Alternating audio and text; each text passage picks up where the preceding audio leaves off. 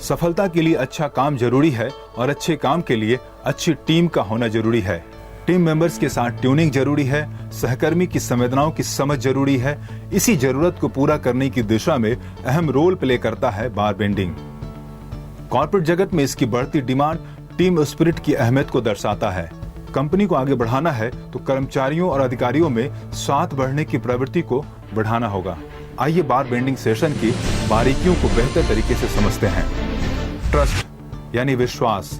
बार bending session के बाद सोच साफ होती है कि सफलता यानी लक्ष्य की प्राप्ति के लिए जरूरी है टीम मेंबर्स के बीच आपसी विश्वास बना रहे।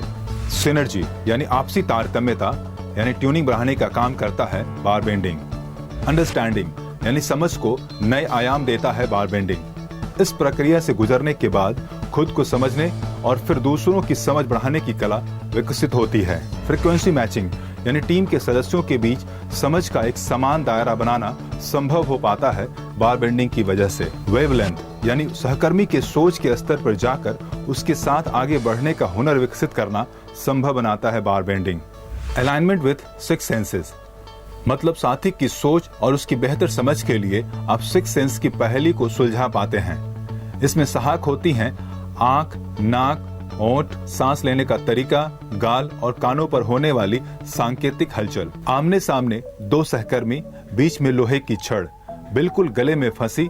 टास्क है कि बिना हाथ लगाए इसे मोड़ना है, सिर्फ गले में केंद्रित ताकत से। जाहिर है चुनौती बड़ी है, लेकिन जीत का उत्सव उससे बहुत बड़ा। संदेश साफ सामने आता है कि आपने जीत लिया हर उस सोच को जो अब तक आपको आपकी टीम का हिस्सा बनने से रोक रहा था। आपने अब तक साथ काम करने वाले की आंख में आंख डालकर उसकी संवेदनाओं और सोच को परखा नहीं था। बार बेंडिंग साथ का एक सेलिब्रेशन है, जहां सब सीनियर जूनियर, मेल फीमेल का फर्क, देश का फर्क, वेश का फर्क, इस खेमा उस खेमा सब आपने नकारा है, क्योंकि लक्ष्य हासिल करना है तो पास आना होगा।